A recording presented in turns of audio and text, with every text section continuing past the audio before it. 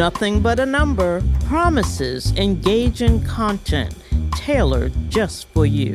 Join us as we dive deep into discussions on topics that matter to our communities. Hello, this is Alice Bennett, Associate State Director with AARP Georgia. Thank you for joining us for another episode of Nothing But a Number. Today's conversation is going to be talking about, or we're going to be focusing on access to health care for the state of Georgia. We're going to be looking at policy, where we are in the state, some examples from some of the other states of what we could be doing for our residents here. And I'm going to introduce you now to our special guest, Ms. Kanetta Atkins, who's going to tell you a little bit more about herself, as she's with Georgians for a Healthy Future. So Kanetta, can you please tell us a little bit about yourself? Absolutely.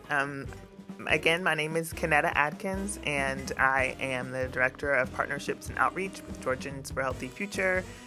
Georgians for a Healthy Future, or GHF for short, is a health policy and consumer advocacy organization that does work statewide across the state of Georgia. We focus on health policy, coalition building, really involving the consumer and storytelling component, and also being a voice for consumers in Georgia. Awesome. Thank you. So we're just going to go dive right into the conversation. And the biggest question that I know most people may know, some may not know. But let's talk about the access or the lack of access to health care. And what does that data look like for individuals here in the state of Georgia? Yes, absolutely. So we have multiple policy initiatives at GHF. I'm going to refer to the organization as GHF. Okay. Georgians for a Healthy Future can be a little bit of a mouthful. But GHF really focuses on increasing access to care for Georgians. And I want to start my answer to this question around just the different ways that a person can access health coverage. Okay. And what do those pathways look like here in Georgia? So you can access health coverage through your employer, right? Employer-based coverage.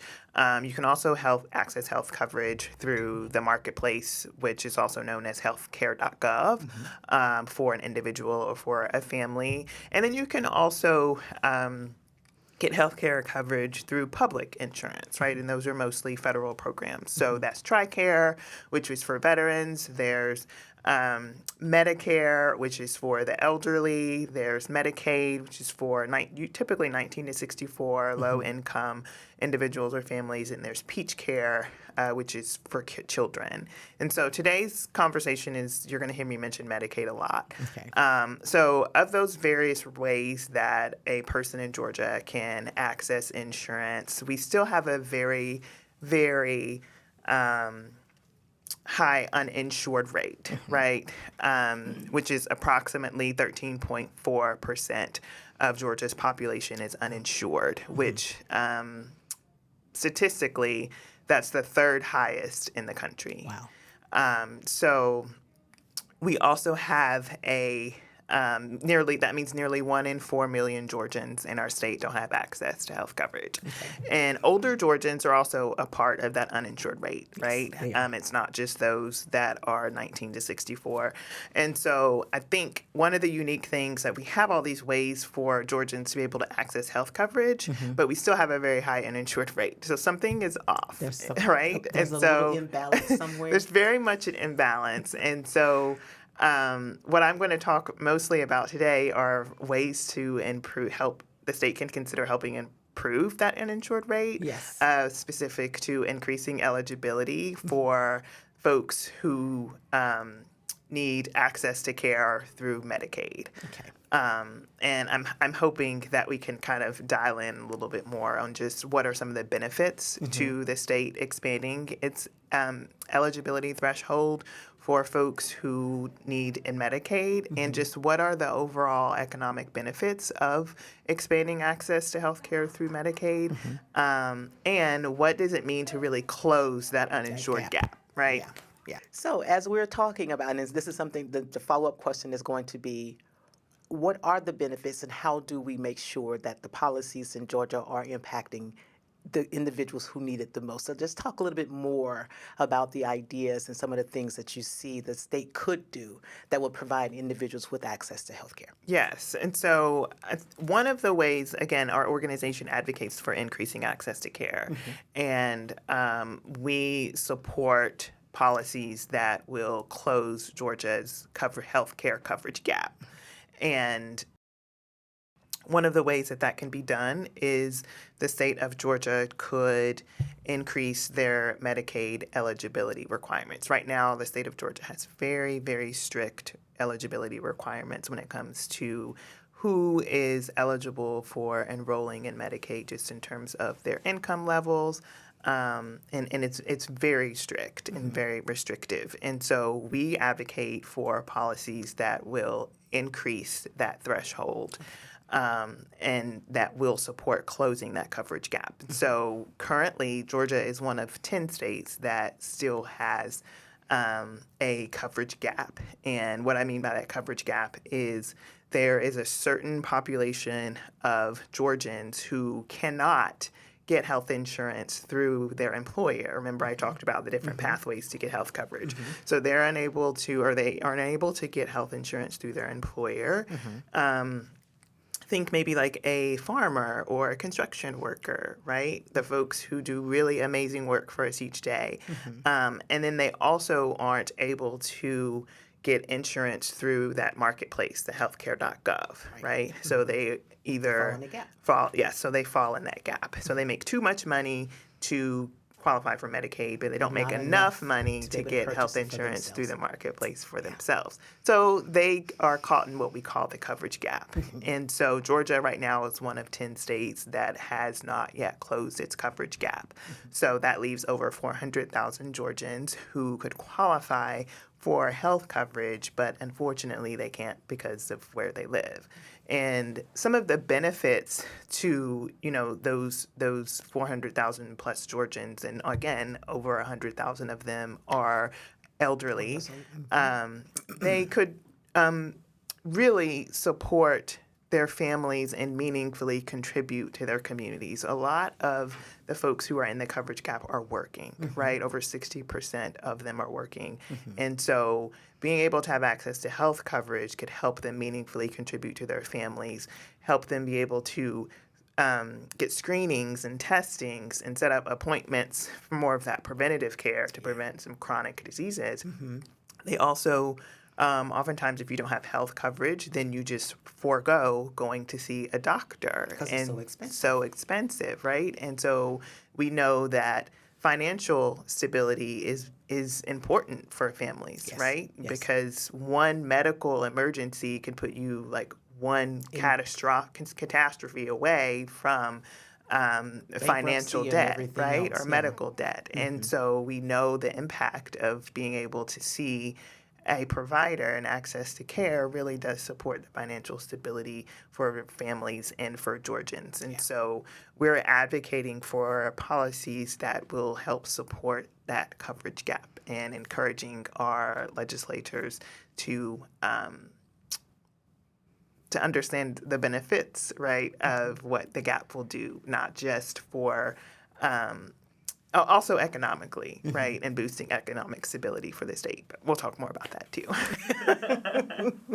So based on where you are in the work that you do around policy and working with legislators, I know recently there was a bill that passed that supports a study commission on access to health care. Let's share a little bit more about that that. Yes, for sure. And so this past legislative session 2024, there was a lot of great momentum and a lot of conversation around what could be done to lower Georgia's uninsured rate, particularly for more low-income families. And so we were able to, in this legislative session, with our team would consider a small win, right? This has been an ongoing conversation in Georgia for a really long time.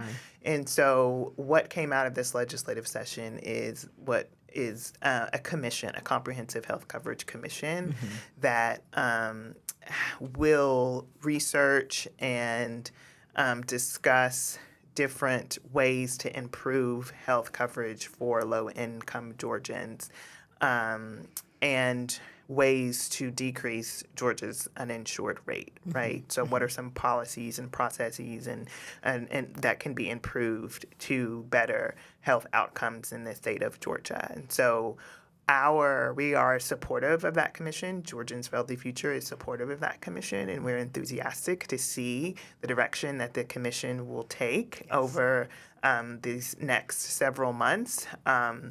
If they are planning to host meetings around the state, then we hope to be able to have advocates in the room that can really show up and support the work of the commission. There's decades of research out there that just shows that closing the coverage gap works. It works economically for states. Just recently here in Georgia, the Georgia Health Initiative commissioned a study around the economic impact of closing the coverage gap and the job growth that the state would see if it chose to close the gap is over 51,000 jobs, right? Wow. According to that report. And so the economic impact is also tremendous. And so we're hoping that the commission will take all of that research, including research that's available from other states, and make some really good recommendations for legislative session in 2025.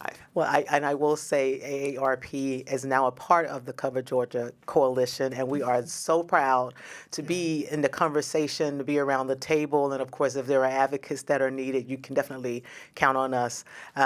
So when talking about economic impact, the poverty level is generally what determines who is going to be able to be beneficial to the Medicaid, so forth and so on.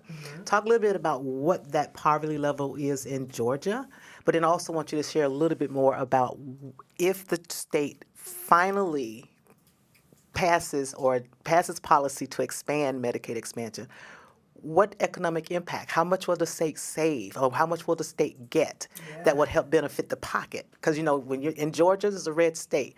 The bottom dollar is what drives the conversation. So let's talk a little bit about that. Cost? Yeah, I can talk more about just like that economic impact. Not as familiar with just the actual numbers around like the federal poverty levels and poverty levels here in our state. Okay. But I do know that those who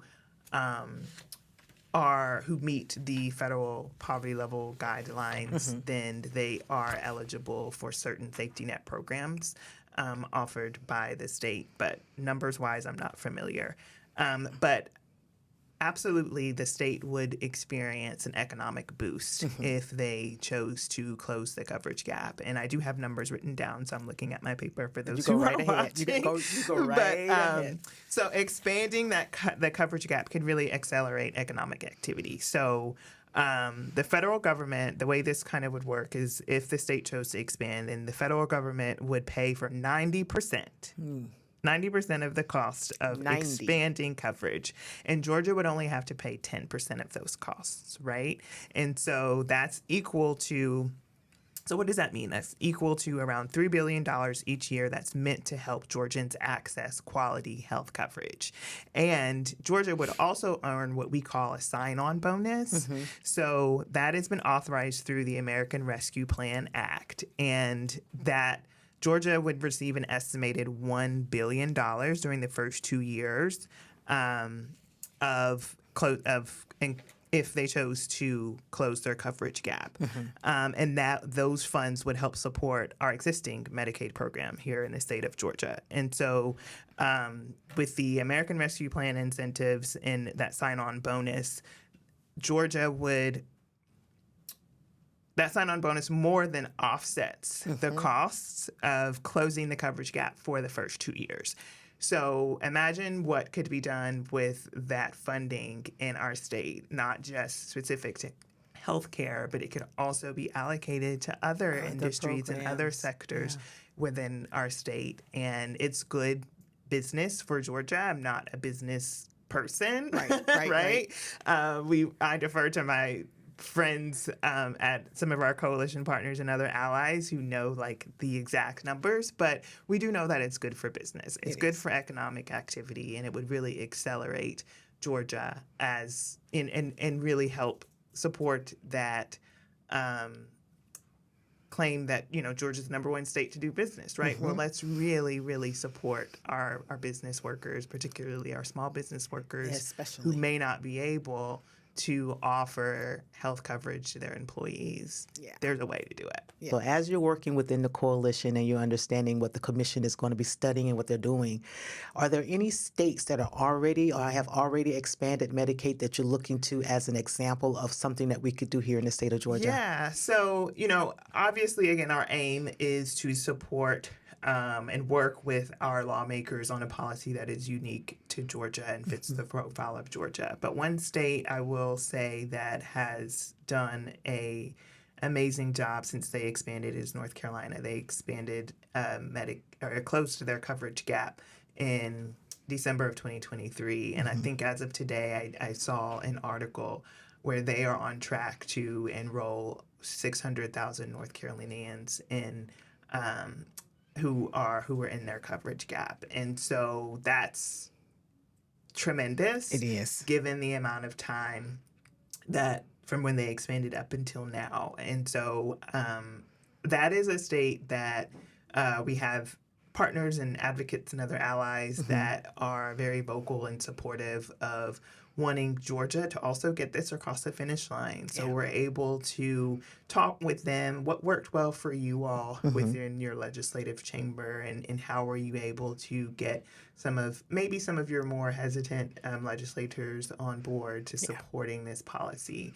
And so we oftentimes are pulling information from their advocates just to kind of see what would work well to support a policy that's unique to Georgia. So as we're about to wrap up this session, is there anything else you'd like to share with us about the work that you're doing with GHF? Yes. So I want to make sure I share ways for you all who are listening and viewing to get involved in this work. So Cover Georgia Coalition is a coalition of advocates and stakeholders who are dedicated to closing Georgia's healthcare coverage gap. And to find out more information on ways to join in those efforts, please visit coverga.org. And you may be listening and you may be watching and you are caring for somebody. You're a caregiver and you may not have access to insurance. We want to hear your story. We want to hear about your experience. So visit coverga.org, and there's be an opportunity for you to submit your information where you can talk about your story specific to health coverage in Georgia, and keep the momentum going. If you're familiar with this work and you want to join in our efforts, we welcome you. There is momentum, and we believe we can get this done in 2025. Yeah. So there are so many other questions that are in my mind that I would love to ask you, but we have to wrap it up here, unfortunately. But thank you, Kanetta, so very much for coming in to share this information. Thank you. Very beneficial to those who are listening, and just looking forward to seeing what this commission comes back with and how AARP can be supportive of the work that you're doing. So Thank you all so much for joining us for this episode of Nothing But a Number. Alice Bennett, Associate State Director for Advocacy, and thank you again. And that's a wrap on today's episode of Nothing But a Number. Thank you so much for joining us and diving into the conversations that shape our communities. We hope you found today's discussion enlightening and inspiring. Remember, new episodes drop every Wednesday at 12 noon on YouTube and wherever you listen to podcasts.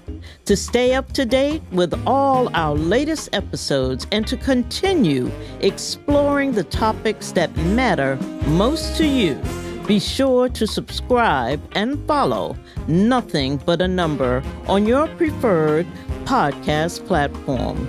Your engagement and support means the world to us. If you enjoyed today's episode, please consider sharing it with friends and family who might also find value in our content. Until next time, stay informed, stay connected, And we'll meet you right here next Wednesday. Take care.